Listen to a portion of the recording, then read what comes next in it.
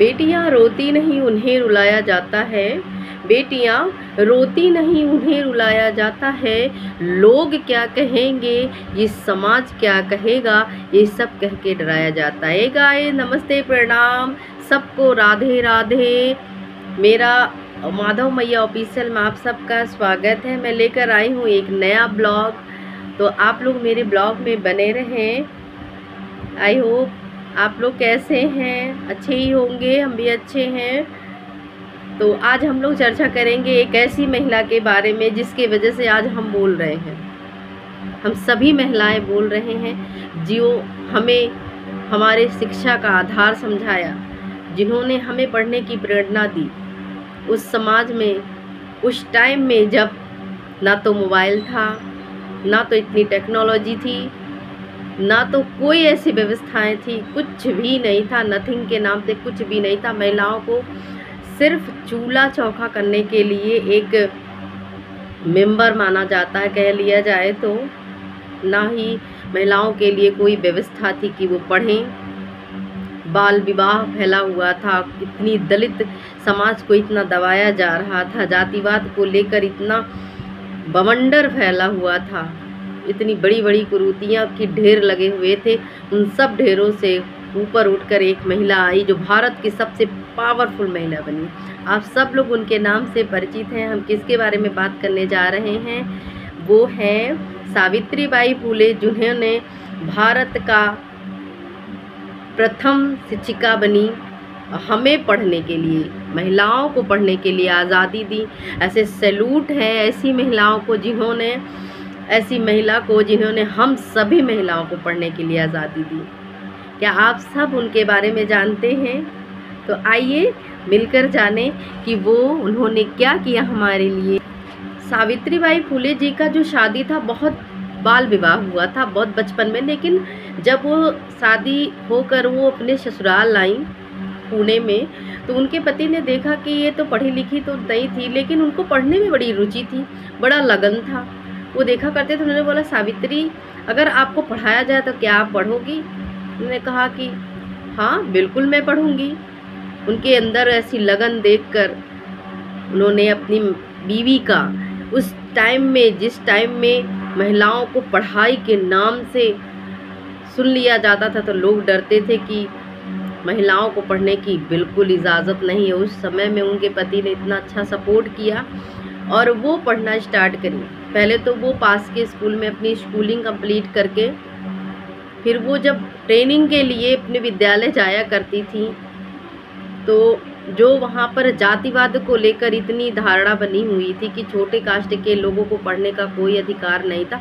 उस टाइम महिलाओं को, चाहे बड़े कास्ट के थे, 1848 की बात है, उस टाइम महिलाओं को बिल्कुल भी पढ़ने की आज़ादी नहीं हुआ करती थी। हमारा देश बस 1 साल 2 साल पहले आज़ाद हुआ था। उस टाइम भी महिलाओं को पढ़ने की बिल्कुल आज़ादी नहीं थी। सिर्फ खाना बनाओ, घर संभालो। फिर भी उन्होंने अपनी बीवी को पढ़ाया और आगे बढ़ाया, और उन्होंने पढ़कर उन्होंने सोचा कि अगर आज हम नहीं पढ़ पाएंगे तो आगे चलकर आने वाली न जाने कितनी पीढ़ियों में महिलाओं की यही स्थिति होगी जो आज हमारी है। उन्होंने सोचा, हमारे लिए एक ऐसा कदम उठाया और 1848 में उन्होंने एक महिला विश्वविद्यालय की स्थापना की। उस टाइम सिर्फ 9 ऐसी विद्यार्थी थीं, बालिकाएं थीं, जिनको उन्होंने घर जाकर बोला कि आप पढ़ाइए अपनी बेटियों को। उनके पेरेंट्स राजी हुए, पढ़ाएं। उसके बाद उन्होंने 1 साल में अपने पति ज्योतिबा बाई फुले के साथ मिलकर 5 विश्वविद्यालय की स्थापना की। उसमें एक आश्रम किया जिसमें महिलाएं जो बेरोज़गार थीं, जो विधवा थी, जिनके घर वाले छोड़ दिए थे, जो बाल बहुएं थीं, उनको उस आश्रम में रोज़गार दिया। तो ऐसी लेडी को हमारा सत प्रणाम है, जो हम भूल चुके। हमें देखिए, जातिवाद को लेकर नहीं होना चाहिए। हमें ये सोचना चाहिए कि हमें कौन सा प्लेटफॉर्म मिला और किसने दिया। एक बार ज्योतिबा बाई फुले के बारे में आप सब लोग सर्च करके ज़रूर देख लीजिएगा। और सावित्री जी को कैसे सपोर्ट किए थे ज्योतिबा बाई फूले जी। तो आप एक बार ज़रूर देखिएगा। ऐसी लेडी जिन्होंने इस भारत को एक शिक्षिका का रूप दिया, जो हम सब सभी महिलाएं बीएड बीटीसी करके टीचर बन गई हैं, जिनकी रनिंग जर्नी है, जो बनने वाली हैं, वो सिर्फ उनका योगदान है कि उनके वजह से हम शायद यहाँ पर हैं, बोल पा रहे हैं। जिस टाइम पे लोग इतनी कुरीतियाँ फैली हुई थी, इतनी जातिवाद फैली हुई थी, जब वो स्कूल जाती थी, एक थॉट है, जब वो स्कूल जाती थी तो लोग जो बड़े जाति के लोग होते थे, उस टाइम देखो धारणा था, अभी सारे चेंज हो गए हैं, सभी एक हैं, हमारा जातिवाद फैलाने का कोई उद्देश्य नहीं है। तो उस टाइम लोगों का धारणा यही था, तो उनके ऊपर कचरा फेंकते थे, पत्थर मारते थे, उनके ऊपर कचरा फेंकते थे, उनकी साड़ी खराब हो जाती थी। तो उनके पति जो है, उनके बैग में एक साड़ी रख दिया करते थे, बड़े सपोर्टेड थे, साड़ी रख दिया करते थे। और जब वो रोने लगती थी, लौट के आती थी कि मेरे साथ फिर ऐसे हुआ, उन्होंने कहा सावित्री आज ये जो समय है वो कल नहीं रहेगा। और ऐसा रियल हुआ। वो जहाँ भी होंगी देखती होंगी कि आज सभी महिलाएं सेल्फ डिपेंड हैं, महिलाएं किसी भी क्षेत्र में कमज़ोर नहीं हैं, पायलट बन रही हैं, डॉक्टर बन रही हैं, स्पेशलिस्ट बन रही हैं, इंजीनियर बन रही हैं।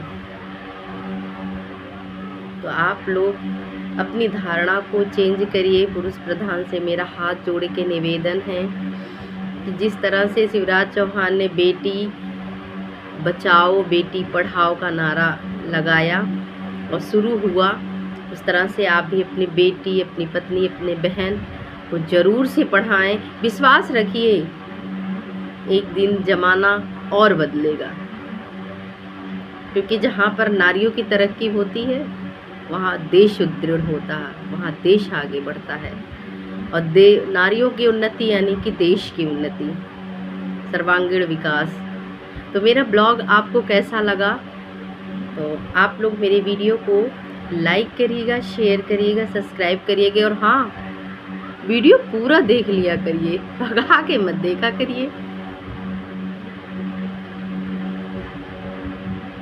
जय श्री कृष्णा। सबको राधे राधे, सबको प्रणाम। हो एक धागे की मोती है हम, हो एक धागे की मोती है हम, हमको बिखराओ ना, एक धागे की मोती है हम, हमको बिखराओ ना। हम चलते हैं गिरते हैं उठ जाते हैं, हम चलते हैं गिरते हैं उठ जाते हम, हमको आपस में तुम अब लड़ाओ नहीं, हमको आपस में अब तुम लड़ाओ नहीं, एक धागे के मोती हैं हम, एक धागे की मोती हैं हम, हमको अब बिखराओ। ये गाना समाज के लिए है कि हम समझ गए हैं तेरी राजनीतियाँ, अब लड़ाओ मगर हम लड़ेंगे नहीं, वो ठोकरे खा के आगे बढ़ेंगे हम, वो ठोकरे खा के आगे बढ़ेंगे हम, वो पहले था जो जमाना नहीं है वो अब, वो पहले था वो जमाना नहीं है। हिंदू मुस्लिम सभी भाइयों के लिए वो साथ मिलकर लहराएंगे हम तिरंगा, वो चारों मिलके फहराएंगे हम तिरंगा, तेरी कूटनीतियों में अब आएंगे नहीं, तेरी कूटनीतियों में अब आएंगे नहीं, एक धागे के मोती हैं हम, एक धागे के मोती हैं हम।